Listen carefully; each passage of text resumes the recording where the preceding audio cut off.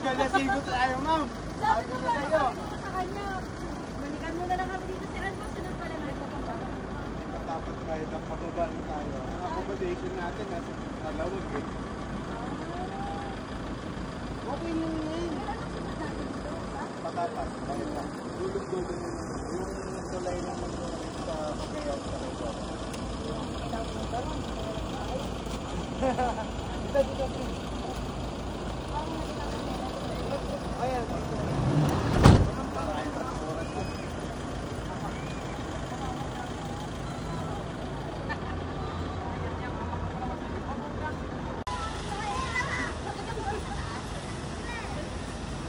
Talon. Talon na, video namin, slow mo. Former President Ferdinand Marcos Sr. So doon po ipatapan kasi pang-apat niya na ginawang project doon. Before kasi, bago magkaroon ng bridge doon, ang main road po ay doon sa may mismong bundok. Since nagkakaroon po ng nagkakaroon po palagi na landslide, rock slide. So that's why na nung turn niya, ginawa niya na mismo bridge. Tapos may space yun para yung mismo ng landslide, hindi daw tamaan yung mismo bridge. Pero sa rock slide, hindi na tamaan. Anyway, since mainit, doon, pang refresh, kung gusto nyo rin ice crumble, yun, pwede. Yes. Ice po, one of the best scramble. Doon. Wala pong 1%, libre lang din kami. Ganoy. Ilang minutes lang guys? We're going there, siguro, last ng 10 minutes lang. Mabilis lang. Yung scramble po, depende po. Meron po, Thank you, Ma'am. 40 pesos ang stick. Thank you, Mom. Thank you, Ma'am. Thank sa you, libre. Hello, Mom! Thank you, Ma'am. Ay, hindi. Kung sino may wedding anniversary. Ayan. Bere. Kung sino may birthday tomorrow. Yes, Ay, bawi lang. Wag na pala. Dali ka usap eh. Ganoy.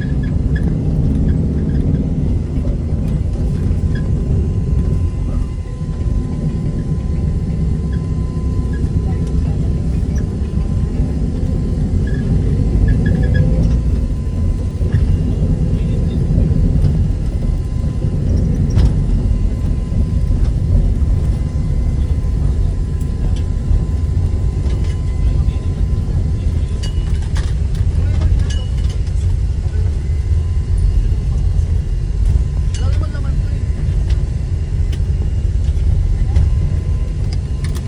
Ayan yung part ng Cagayan. Sarap din. The first town is Santa Trasque. Then Claveria. Paikot yan ng Apani. Tapos Tuguegarao. Palit ng Gabang. Sila. Gabang sila.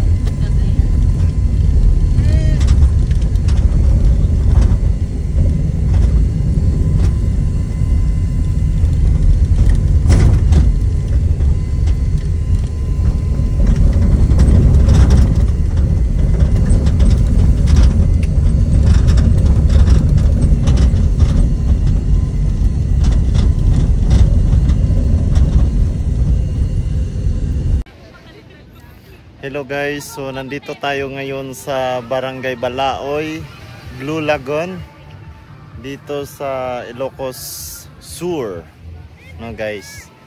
So nagano kami dito guys, bakasyon, no, 2 araw. Ilocos Sur at saka Ilocos Norte guys ang aming papasyalan. So ito guys ay sobrang ganda, walang alon at ang lamig ng tubig. Ayan. Nakarating din ng Ilocos guys, no. Ayan, so pasyal-pasyal tayo dito. Ayan, napakaganda guys. At ayan, malawak po siya. Ang sarap maligo kasi walang hindi siya maalon masyado guys, no. So at yun, makita natin yung windmill. Ayan. Actually maraming tourist spots talaga dito guys, no. So yun, ang ganda talaga. Ang ganda dito guys, ayan. So, ito ngayon ay 10:40. So, 10 morning. Sobrang init guys, no? Sobrang ganda naman dito guys. Sulit naman yung ating bakasyon, no? Ayan, so bago tayo bumalik ulit ng abroad, pasyal tayo dito guys, no? Ayan, sobrang ganda. Ayun, no?